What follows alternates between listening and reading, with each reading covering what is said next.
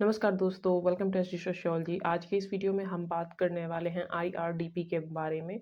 Means integrated rural development programme, जिसे कि आप हिंदी में समेकित ग्रामीण विकास कार्यक्रम बोलते हो। आपने इसके बारे में कई जगह पढ़ा होगा, कई जगह सुना होगा। इससे जुड़े इम्पोर्टेंट पॉइंट्स, ये कौन से ईयर में शुरू किया गया और ये किस लिए काम करता है, इन सारी चीज़ों के बारे में आज के इस वीडियो में हम समझेंगे। जैसा कि हमने पिछले वीडियो में बात करी थी कि ग्रामीण परिवर्तन और विकास दो अलग-अलग चीज़ें हैं। परिवर्तन अपने आप भी हो सकता है, उसके पीछे कई कारक होते हैं, जबकि विकास जो होता है वो स्वयं ना होकर सरकार, एनजीओज़ या सामूहिक संगठनों के प्रयासों द्वारा किया जाता है। अब सरकार किसी भी ग्रामीण क्षेत्र के विकास में जो भी कार्यक्रम, प्रोग्राम, योजनाएँ लाती है, उनके पीछे कुछ मुख्य उद्देश्य होते हैं कि इस प्रोग्राम को या इस कार्यक्रम को क्यों लाया गया है। ग्रामीण इलाकों से जुड़ी बहुत सारी समस्याएँ होती हैं, जैसे भोजन, शुद्ध पेयजल या अच्छी सड़कें, हॉस्पिटल, इस तरह की बहुत सारी समस्याएँ होती हैं। तो उसी प्रकार जो गरीबी रेखा से नीचे जीवन यापन करने वाले लोग हैं, उनके उत्थान के लिए, उन्हें आत्मनिर्भर बनाने के लिए, उन्हें रोज़गार प्रदान करने के लिए और गरीबी रेखा से ऊपर उठाने के लिए जो कार्यक्रम चलाया गया था, उसे हम बोलते हैं समेकित ग्रामीण विकास कार्यक्रम। इससे रिलेटेड जो इम्पोर्टेंट पॉइंट्स हैं, वो आपको याद रखने हैं। पहला तो ये कि इसे भारत सरकार द्वारा 1778 और 79 में शुरू किया गया था और इसे लागू पूरे देश में कब किया गया था? 2 अक्टूबर 1980 को। नेक्स्ट चीज़ क्या है? इसका उद्देश्य गरीबी रेखा से नीचे यानी पॉवर्टी लाइन से जो लोग नीचे जीवन यापन करते हैं, वो उन ग्रामीण परिवारों को स्वरोजगार के अवसर प्रदान करना, उनकी आर्थिक स्थिति में सुधार करना था। तो सबसे इम्पोर्टेंट चीज़ कि ये कब शुरू किया गया था? 1978-79 के करीब, और पूरे देश में लागू हुआ था 2 अक्टूबर 1980। और इसका मुख्य उद्देश्य अगर पूछा जाए तो पॉवर्टी लाइन जो होती है, गरीबी रेखा जो होती है, उससे नीचे जो लोग जीवन यापन कर रहे हैं, उनकी स्थिति में सुधार करके उन्हें गरीबी रेखा से ऊपर लाना, जिससे कि इनकी स्थिति में सुधार हो तथा वे आत्मनिर्भर बने। एक बार इसके उद्देश्यों को देख लेते हैं, कुछ पॉइंट्स में लिखे हुए हैं। तो पहला, गरीबी उन्मूलन। सेकंड है स्वरोजगार को बढ़ावा देना, अर्थात जहाँ पे बेरोजगारी है, निर्धनता है, उसको कम करने के लिए स्वरोजगार के अवसर पैदा किया जाए। ग्रामीण इलाकों में, जैसा कि हमने पिछली वीडियो में बात करी थी, हस्तकलाओं को या वहाँ की जो पारंपरिक कला है उसका प्रचार प्रसार करके, उसको प्रमोट करके वहाँ के लोगों के लिए रोजगार के अवसर प्रदान करना। और थर्ड है संपत्ति और संसाधनों का समान वितरण, अर्थात जो ग्रामीण समाज है वहाँ पे आर्थिक असमानता को कम करना। ग्रामीण इलाके में कुछ जो है वो वर्ग काफ़ी ज़्यादा रिच है और कुछ जो है जैसे कि कामगार, मजदूर, सफाई कर्मचारी या जिनकी आय बहुत कम है। तो ये जो दो वर्ग हैं आर्थिक रूप से, कुछ कमज़ोर हैं, कुछ शक्तिशाली हैं या सशक्त हैं, इन आर्थिक असमानता को यानी ऊंच नीच के भेदभाव को, इसको कम करना, और जो भी संसाधन हैं, चाहे संपत्तियां हैं, उनको ग्रामीण समाज में समान रूप से वितरण करना। अर्थात मान लो किसी की आय बहुत कम, कोई मजदूर है 300 रुपये कमा रहा है पर डे या मंथली कमा रहा है 5,000 8,000, तो उसको इतना करना कि वो अपना और अपने परिवार का भरण पोषण अच्छे तरीके से कर सके। इस तरह के कार्य किसके अंतर्गत करे जाते हैं? सामुदायिक विकास कार्यक्रम के तहत। चौथा उद्देश्य क्या है? स्थायी विकास। देखो, ग्रामीण इलाकों में अपने कुछ तरीके होते हैं जीवन यापन करने के। उनकी कृषि होती है, प्लस कुटीर उद्योग यानी छोटे छोटे काम, जैसे कि हस्तकला, मान लो बेत है, उसकी टोकरियाँ बनाना या हाथ से बने सामानों का प्रयोग करना, प्लस उसको बेचना। कुम्हार को ले लो आप, मिट्टी के घड़े, दिए, बट्टे, ये सारी चीज़ें बनाते हैं। माली हैं, फूलों की माला बनाते हैं या फूलों से और सारी चीज़ें श्रृंगार की बना सकते हैं। तो ये जो छोटे छोटे कुटीर उद्योग हैं या हस्तकलाएँ हैं या कृषि है, पशुपालन जैसी जो आजीविकाएँ हैं ग्रामीण इलाकों के लोगों की, उस गतिविधि को बढ़ावा देना, जिससे कि वो उनका परमानेंट व्यवसाय बन जाए और वो उनके जीवन यापन में मदद करे। प्रत्येक दिन के लिए उन्हें सोचना ना पड़े कि उन्हें कहाँ से पैसे कमाने हैं, क्या करने हैं। और पांचवा उद्देश्य क्या है ग्रामीण विकास योजना का? ग्रामीण बुनियादी ढांचों का विकास। ग्रामीण बुनियादी ढांचे क्या है? बेसिक नीड्स क्या होती है? स्वास्थ्य अच्छा हो, वहाँ के लोगों को, वहाँ के बच्चों को बेहतर शिक्षा प्रदान की जाए, और कृषि, जिस पर ग्रामीण परिवार, ग्रामीण समुदाय टिका होता है, उसके लिए सिंचाई, प्लस उनके आसपास के एरिया से कनेक्ट करने के लिए अच्छी सड़कें, इन सारी चीज़ों को सब बेहतर बनाना। तो अभी तक हमने बात करी समेकित ग्रामीण विकास कार्यक्रम के मुख्य उद्देश्यों के बारे में। अब हम बात कर लेते हैं इस कार्यक्रम के प्रमुख घटक के बारे में। अगर सिंपल लैंग्वेज में हम बोले तो कार्यक्रम के घटक का तात्पर्य क्या है? विभिन्न योजनाओं और उपायों का एक मिला-जुला समूह, यानी आईआरडीपी जो होता है वो विभिन्न योजनाओं और उपायों का एक समेकित समूह है, जिसमें निम्नलिखित प्रमुख घटक शामिल हैं। कौन-कौन से घटक हैं? वित्तीय सहायता और ऋण सुविधा प्रदान करना, किसे? ग्रामीण इलाके के लोगों को। स्वरोजगार और कौशल विकास करना, यानी जो ग्रामीण इलाके के लोग हैं उनमें स्किल डेवलप करना, जिससे कि वो उनके अंदर जो स्किल है, जो उनका कौशल है, उसके ज़रिए वो रोज़गार करें, स्वयं तो फाइनेंशियली इंडिपेंडेंट हो, प्लस अपने साथ-साथ कुछ लोगों को और भी जॉब दे सकें। थर्ड पॉइंट है ग्रामीण उद्योग और कृषि का विकास। ग्रामीण इलाकों के विकास के बारे में बात हो रही है, तो वहाँ पे जो छोटे-मोटे उद्योग हैं या हस्तशिल्प, हैंडलूम की चीज़ें आपने सुनी होंगी, हस्तकला या लकड़ी के काम, इन सारी चीज़ों की तरह जो ग्रामीण उद्योग होते हैं या कुटीर उद्योग होते हैं, वहाँ पे जो कृषि होती है, जिनके ज़रिए वहाँ के लोगों का जीवन यापन होता है, जीविकोपार्जन होता है, उन सारी चीज़ों का विकास करना और उसके ज़रिए उस क्षेत्र का, उस ग्रामीण इलाके का भी विकास होगा। क्योंकि हम जानते हैं भारत कृषि प्रधान देश है, तो ग्रामीण इलाके खासकर कृषि पर ही निर्भर करते हैं। तो कृषि के लिए भी उन्नत कृषि तकनीकों के बारे में उन्हें बताना, सहकारी खेती के लिए भी प्रोत्साहित करना और जो कृषि के लिए सरकार के द्वारा ऋण प्रदान किया जाता है या जो वित्तीय सहायताएँ प्रदान की जाती हैं, उन सारी चीज़ों के बारे में उन्हें जागरूक करना, उन सारी चीज़ों से रिलेटेड जो सुविधाएँ हैं, उनसे अवगत कराना तथा उन्हें वो सुविधाएँ उपलब्ध कराना, जिससे कि ग्रामीण उद्योग और कृषि का विकास हो सके। फोर्थ पॉइंट है महिला और कमज़ोर वर्गों का सशक्तिकरण। यदि किसी भी राष्ट्र, किसी भी देश, किसी भी क्षेत्र को विकसित करना है, चाहे वो ग्रामीण इलाके ही क्यों ना हो, यदि वहाँ पर महिलाओं की भागीदारी देखने को मिलेगी तो वहाँ के विकास की गति तीव्र हो सकती है। और साथ ही साथ कमज़ोर वर्ग के बारे में हमने बात करी थी एससी, एसटी और पिछड़ा वर्ग आयोग वाली वीडियो में, जहाँ पे एससी, एसटी यानी अनुसूचित जनजाति, अनुसूचित जाति तथा पिछड़े वर्ग यानी ओबीसी कैटेगरी के लोगों को प्राथमिकता देना, जिसके बारे में हमने समझा था कि तत्कालिक सामाजिक परिस्थितियों के कारणवश समाज के ही कुछ वर्ग के लोग समाज की मुख्य धारा से बिल्कुल पीछे छूट गए हैं और स्वतंत्रता के बाद उन्हीं लोगों को समाज की मुख्य धारा से जोड़ने के लिए सरकार द्वारा अनेक प्रयास किए गए हैं और उन्हें संविधान में कई सारे संरक्षण प्रदान किए गए हैं। तो उन्हीं कमजोर वर्गों को भी प्राथमिकता देना, जिससे कि वे अपने कार्यों में आगे बढ़े, उन्हें भी रोजगार के अवसर मिले, अपने क्षेत्र का वो विकास करें।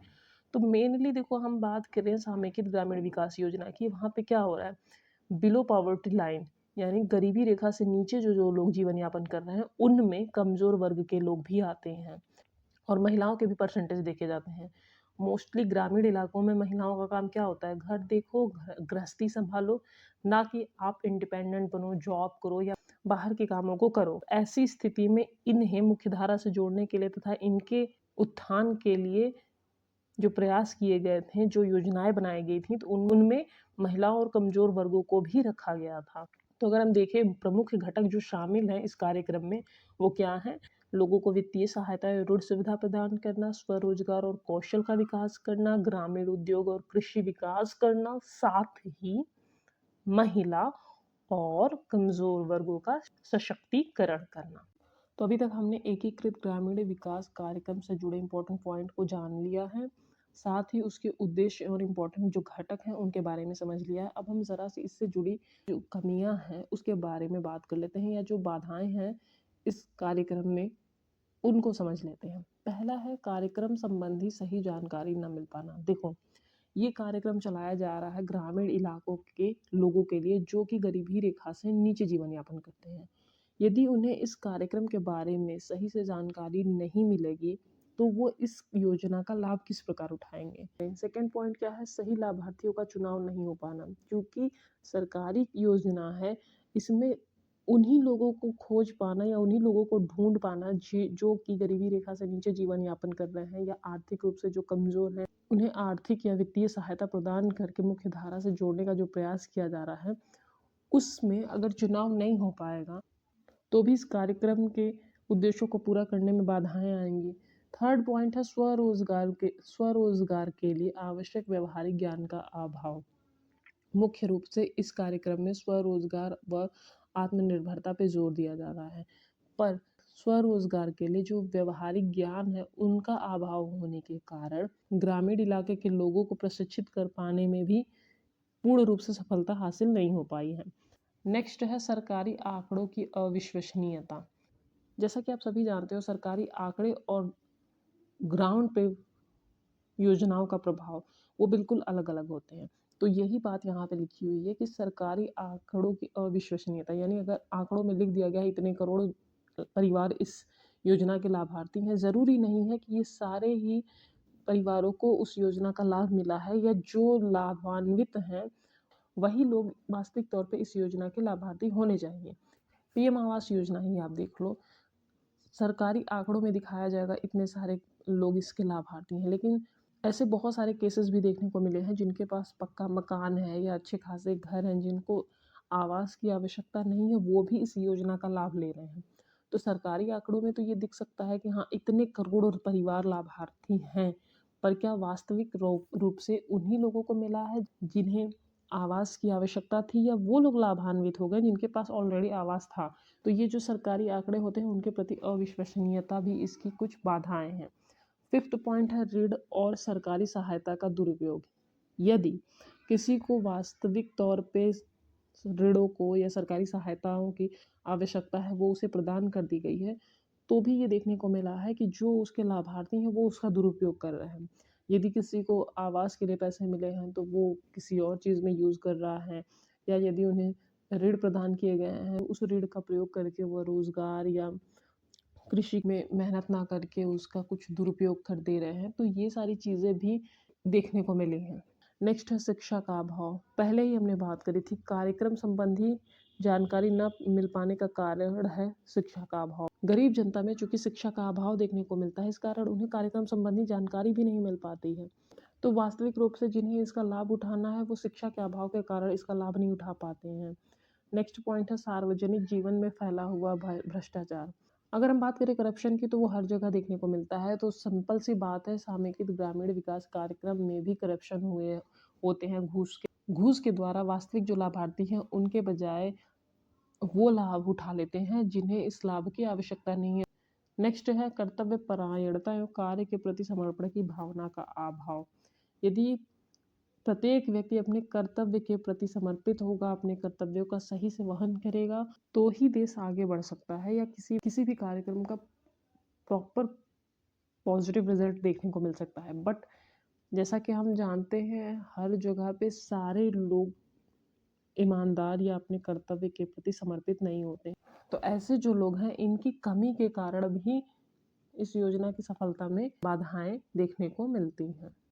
तो अभी हमने बात करी एकीकृत ग्रामीण विकास कार्यक्रम की बाधाओं के बारे में, या जो उसकी सफलता में बाधाएं आ रही हैं, समस्याएं आ रही हैं, उसके बारे में। तो ये जो बाधाएं हैं उनको सुधार करने हेतु तो कौन कौन से सुझाव हैं उनके बारे में एक बार देख लेते हैं। ये कुछ सुझाव दिए गए हैं, जैसे कि लाभार्थियों के चयन में विशेष सावधानी, अर्थात जो गरीबी रेखा से नीचे जीवन यापन कर रहे हैं, बिलो द पॉवर्टी लाइन, ऐसे लोगों को, ऐसे परिवारों का चयन करना और उसमें विशेष सावधानी बरतना, जिससे कि जो इसके वास्तविक लाभार्थी हैं वो इसका लाभ उठा सकें। ज़मीनी तौर पे ये कार्यक्रम जिस उद्देश्य की पूर्ति के लिए किया गया है वो हो। सेकेंड पॉइंट है निर्धन एवं पिछड़े परिवारों में राजनीतिक जागृति लाना। उन्हें अपने आसपास के जो राजनीतिक मुद्दे हैं, या लीडर है, या राजनेता है, उसके बारे में जागरूक करना, जिससे उन्हें पता चले कि कौन उनके लिए कार्य कर रहा है, कौन नहीं, कौन अच्छी योजनाएं ला रहा है, किसको सपोर्ट करने से उनके क्षेत्र का विकास होगा, उनका विकास होगा। इन सारी चीज़ों के बारे में निर्धन और पिछड़े परिवारों को जागरूक करना, क्योंकि इनमें शिक्षा का अभाव होता है, तो इन्हें राजनीति के बारे में उतनी जागरूकता नहीं होती है, ना ही इन्हें अपने अधिकारों के या विभिन्न योजनाएं जो आती हैं सरकार की तरफ से इनके हेल्प के लिए, उनके बारे में इन्हें पता नहीं होता है। तो उन सारी चीज़ों के लिए इन्हें पॉलिटिकल मैटर्स के बारे में अवेयर करना भी इम्पोर्टेंट है। थर्ड सजेशन है संपूर्ण प्रक्रिया को सरल बनाने की आवश्यकता।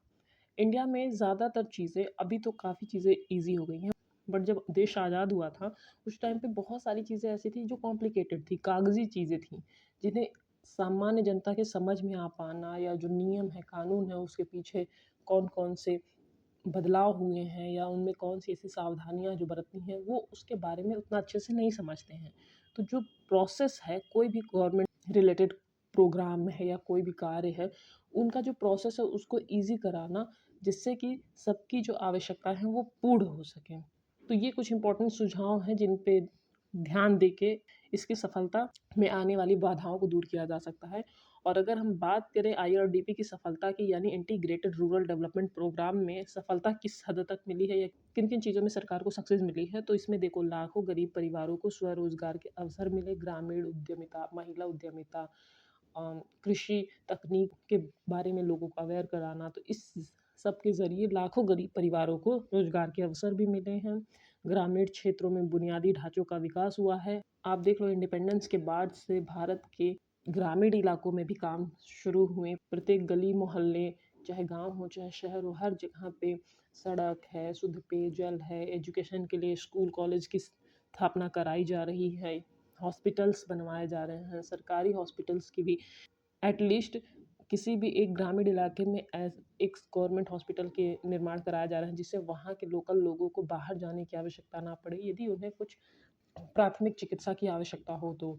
कई लोगों को कर्ज और सब्सिडी का भी लाभ मिला, यानी अगर कोई मेहनती इंसान है जिसे चाहिए कि बस थोड़ा-सा उसे लोन मिल जाए या थोड़ी सी सरकार की तरफ से हेल्प मिल जाए, ऋण मिल जाए और उससे वो अपने कौशल के द्वारा, अपने मेहनत के द्वारा अपनी स्थिति को सुधार सके।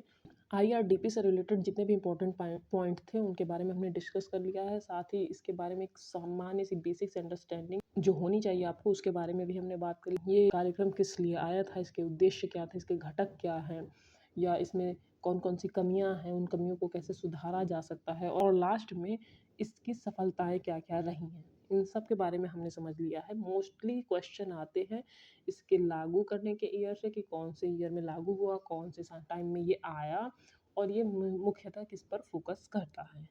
तो आई होप आपके लिए ये वीडियो हेल्पफुल हो, ये टॉपिक आपको समझ में आया हो। तो अगर आपके कोई सुझाव हो तो आप कमेंट बॉक्स में दे सकते हैं। अगर आपको वीडियो पसंद आया तो वीडियो को लाइक, शेयर और चैनल को सब्सक्राइब करना ना भूलें। इस वीडियो की अगर पीडीएफ चाहिए तो आप हमारे टेलीग्राम चैनल एसडी सोशियोलॉजी से जुड़ सकते हैं। डिस्क्रिप्शन बॉक्स में चैनल और पीडीएफ की लिंक मिल जाएगी। और अगर आपको लगता है कि कहीं पे कोई फैक्ट या कोई पॉइंट मिस हो रहा है या गलतियां हो रही हैं तो आप बता सकते हो। आज के लिए बस इतना ही। धन्यवाद।